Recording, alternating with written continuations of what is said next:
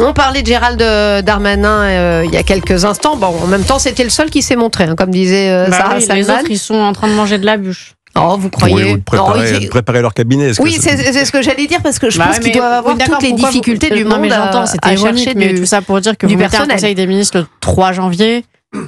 Si c'était une urgence, vous pouvez le mettre le 27 décembre. Oui, ça, en fait, fondamentalement, ça change pas grand-chose. En termes de signal, c'est quand même mieux. Oui, mais là encore, les Français, ils ont plus envie de signaux. À la limite, que le ministre de la Justice se précipite tout de suite pour faire de l'image, alors que personne ne le fait, ça correspond au monde d'aujourd'hui. Je sais pas si c'est ça qui règle la problématique auquel on est confronté. Après, ce que vous disiez, je pense qu'il faut. Vous connaissez le monde de la magistrature et l'avocature. Donc, vous voyez bien comment ça se passe dans les prétoires.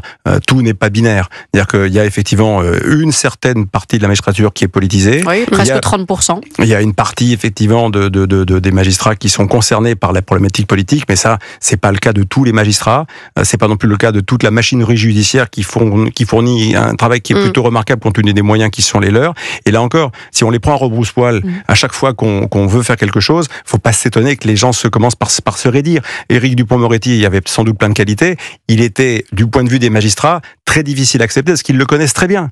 Ils l'ont pratiqué et c'était franchement pas un avocat simple à pratiquer pour les magistrats, et vous le savez sans doute mieux que moi, et on me dira pas plus à cette antenne. Et je peux garantir que c'est un personnage particulier. Et c'est pour ça qu'il a obtenu un nombre d'acquittements record aussi. Mais d'accord, mais cela n'a rien à voir avec ses aptitudes à être un bon ministre de la Justice, un bon garde des Sceaux.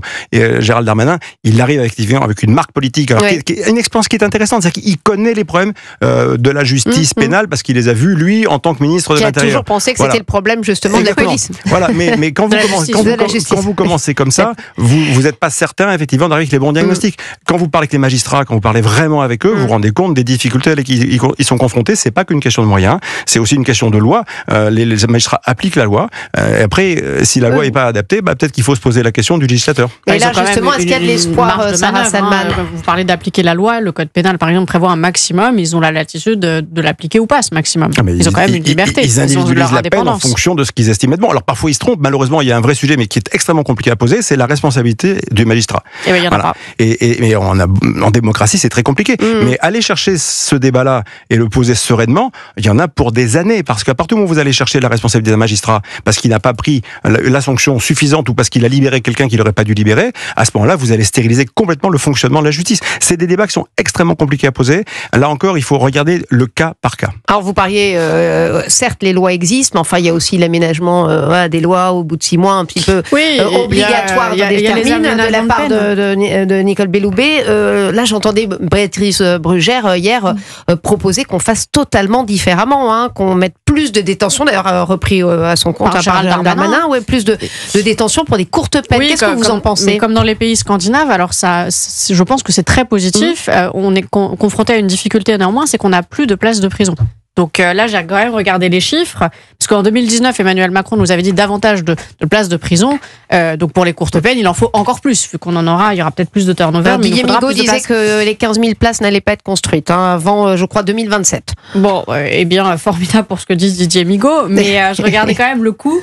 15 000 places de prison, c'est 3,8 milliards d'euros. Donc ça va demander aussi beaucoup de budget. Les prisons sont quand même dans des états déplorables pour la plupart. J'enlève la santé qui a été refaite.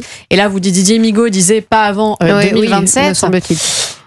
Ça va être compliqué pour mettre tout cela en place. Après, le coût de construction, c'est entre 150 000 et 190 000 euros pour une cellule, étant précisé ensuite qu'il faut trouver où mettre ces prisons, puisque aucune ville n'a envie d'en avoir. C'est ce que nous disait aussi Béatrice Brugère hier. Ce syndicat propose de réformer en profondeur, de faire des prisons justement spéciales courte peine et d'autres spéciales pour, par exemple, le narcotrafic. Est-ce que ça vous semble être une bonne proposition, Alexandre Malafaille? Oui, ça tient la route. Elle est toujours très pertinente dans ses analyses et dans ses recommandations. D'abord, elle connaît bien la problématique. Ce qui est vrai, c'est que rapprocher la faute de la sentence et de l'exécution, ça fait des années qu'on en parle, c'est extrêmement souhaitable. Quand vous êtes pris dans quelque chose et que vous avez une sanction qui amène à faire un peu de prison, même quelques jours, quelques semaines, mais que ça arrive 3 ans, 4 ans, 5 ans après avec les délais de recours ou d'appel. Trop tard et trop longtemps. Ça perd de son sens. Voilà, ça perd de son sens. Après, en effet, en plus, ça peut laisser le sentiment d'une certaine forme d'impunité, donc on recommence et on continue sans cesse. Après, vous avez la problématique de la justice des mineurs à partir de 15-16 ans, qui est aussi un problème absolument majeur qu'on a du mal effectivement là aussi à traiter. C'est tout ça, c'est des problèmes qui sont extrêmement difficiles et à chaque fois qu'on a du mal à traiter parce que on mêle de l'idéologie, parce qu'on veut pas regarder les idées en face, parce que on a peur de toucher à certains principes, parce que derrière il y a des valeurs, mais sauf qu'en pratique ça va pas dans le bon sens. Et vous parliez effectivement du narcotrafic et de la finance criminelle aujourd'hui qui est en train d'exploser à l'échelle mondiale. Enfin, il faut se rendre compte des phénomènes dans lesquels on est. Il y a quelques semaines, on a arrêté, je crois que c'était le chef de la police anti-gang espagnole. Enfin, voilà, on a trouvé 20 millions d'euros chez lui. Mais on parle pas en cash, on parle pas de quelques centaines, non, 20 millions d'euros. C'est-à-dire qu'à ce niveau-là, il y a une telle puissance de l'argent que ça achète tout, que ça peut tout corrompre. Et il faut qu'on y soit très attentif. Alors, toujours en matière judiciaire, je voulais vous faire réagir sur ces chiffres qui sont tombés il y a quelques heures. Parmi les condamnations en France les plus fréquentes, le viol est en tête des infractions criminelles en 2023. Ça vous inspire quoi, Sarah Salman ? Je suis extrêmement surprise quand on sait que plus de 90% des plaintes pour viol sont classées sans suite et que les condamnations pour viol sont quand même extrêmement rares puisqu'il faut démontrer la matérialité des faits et l'élément intentionnel. Donc on l'a vu dans le procès Mazan, démontrer la matérialité des faits, bon en réalité c'est assez facile.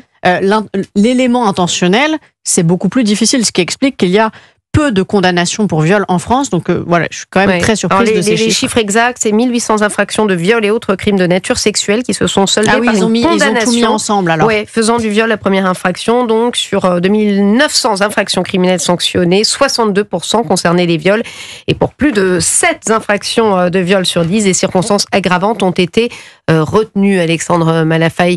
Alors justement, la même, décidément, je la cite beaucoup aujourd'hui, Béatrice Brugère me disait un jour, je préparais un sujet, mais un reportage, je me disais, voilà, chaque période a un petit peu sa mode, et là, c'est non, mais vraiment, c'est vrai, où on met le paquet sur voilà certaines thématiques. Là, il se trouve que c'est le viol. Elle m'en avait parlé justement il y a quelques mois. Ça a l'air de vous interpeller. Je suis interpellé par le chiffre. C'est vrai que le fait qu'on arrive à ce niveau-là de condamnation, ça montre que le problème est quand même pris en compte pour le coup, mais que derrière, il y a effectivement, il y a un iceberg de dossiers qui sont certainement pas traités, de plaintes qui ne vont pas à leur terme. Donc il y a un sujet majeur. Il faudra s'intéresser. J'ai pas réussi à trouver l'information, mais sur les profils, en tout cas, je sais qu'il y a 10% des condamnés qui sont des conjoints ou des concubins. Le reste, j'ai pas d'identification précise à ce stade, mais je pense que ce serait intéressant de regarder effectivement qui et comme et quoi et dans quelles circonstances, parce que là encore, ça fait partie des éléments statistiques qui sont très, très impressionnants, très intéressants. Après, il y a des tendances de fond qui doivent amplifier ce rapport débridé, peut-être à l'agression sexuelle qui peut dériver. L'explosion de la pornographie en est une des causes, et notamment dès les plus jeunes âges. D'ailleurs, en cas de condamnation de mineurs pour crime, le viol arrive aussi en tête des infractions. Oui, ça ne m'étonne pas, mais parce que tout d'un coup, il y a une espèce de rapport à la sexualité qui est très débridé. Enfin, c'est très impressionnant. Vous voyez qu'un tiers du trafic web aujourd'hui, c'est lié à la pornographie. On est sur des scores de volume qui sont absolument incroyables. Vous regardez, je crois que Pornhub, ils ont 33 milliards de visites sur une année, 33 milliards de visites. Enfin, les chiffres sont complètement démentiels. Donc tout ça pose une question de fond qu'il faudra peut-être essayer un jour de traiter. C'est évidemment, c'est incroyable qu'on n'arrive pas à enrayer justement les accès pour les mineurs. Mais ça, c'est incroyable. Mais ce qui est encore plus incroyable, c'est qu'en fait, on veut pas vraiment poser le débat du pourquoi. Quels sont les ressorts de la lobbying, d'argent, j'imagine aussi. Mais quels sont les ressorts de la nature humaine, et notamment en particulier chez les hommes, qui font qu'on en arrive là? Quelle est peut-être la problématique de non-traitement, du fait qu'il y a des névroses, qu'il y a des choses qui sont refoulées, que tout ça, à mon avis, non, mais je pense qu'il faut traiter en profondeur la problématique psychologique associée au rapport sexuel, peut-être pour mieux les appréhender, pas avec une éducation du style ce qu'on fait à l'école pour être très gentil en disant voilà, il faut être bienveillant, etc. Non, c'est une problématique de fond qui concerne effectivement l'être humain dans sa nature même, et qu'on refoule souvent parce que c'est des débats dont on ne veut pas parler. Vous parlez de l'école, mais justement c'est un des sujets, ça rejoint le sujet justement de l'éducation sexuelle. Oui, mais ils le font peut-être pas exactement comme il faut, parce que quand c'est le collège-lycée, c'est plus une dimension, je crois, militante qu'il faut proscrire plutôt que réellement ce qu'il faudrait. Là où vous avez raison de dire toute l'humanité, c'est vrai, mais à 96%, ce sont quand même des hommes. Ah oui, sûr. Je dis pas que tous les hommes sont comme ça, loin de moi cette idée, mais c'est vrai qu'il y a les moins de violeurs, 5%. c'est des hommes. Il y a très peu d'agressions sexuelles commises par des femmes. Voilà. Oui, ça c'est sûr, mais en tout cas ces chiffres vous interpellent. Ah mais moi ça m'interpelle beaucoup parce que vraiment encore une fois je parle du procès Mazan parce que même avec les vidéos ils arrivaient quand même à vous dire je croyais qu'elle voulait dire oui. Alors imaginez sans les vidéos ce que ça aurait été. Bon, ça aurait été que tout le monde aurait probablement été acquitté. C'est que c'est extrêmement dur de démontrer le viol. Je pense notamment au viol conjugal qui est reconnu depuis 2006. Comment vous voulez démontrer qu'au moment de l'acte c'était un non? C'est extrêmement difficile, donc je suis étonnée qu'on arrive à autant de... Il y aura un avant-après ce procès Mazan, Alexandre Malafaye, selon vous? Il y aura sûrement un avant et un après, parce que ça va laisser des traces très profondes. Après, vous faites quoi concrètement? L'une des difficultés, on le voit aux États-Unis, c'est la problématique du recueil du consentement. Bon, dans le cas de l'affaire Pellico, évidemment, il n'y a pas de problème de consentement, puisqu'elle était droguée. Donc là, ça s'est fait effectivement dans des conditions épouvantables. Mais bien souvent, la problématique, c'est comment vous êtes certain que finalement l'autre est d'accord. Aux États-Unis, à un moment donné, je ne sais pas si ça continue, mais il y avait des développements d'applications qui permettaient de recueil de consentement entre les deux partenaires. Oui, mais est-ce que c'est... Voilà. Non, mais on en est là. Parce on va en arriver là. C'est vrai qu'il suffit d'avoir une soirée qui finit mal, après un premier rencontre, un flirt, et puis voilà, une aventure, et puis le lendemain on se dit, finalement, il m'a plaqué dès le premier jour, c'est un salaud, qu'est-ce qu'on fait? Ça peut être un salaud, mais pas un violeur. Oui, mais comment vous démontrez le contraire si vous allez porter plainte? Merci à tous les deux, Alexandre Malafaye, Sarah Salman, merci et à très bientôt. Et surtout, merci à tous les trois, Sarah Salman, Alexandre Malafaye et Stéphanie Demuru.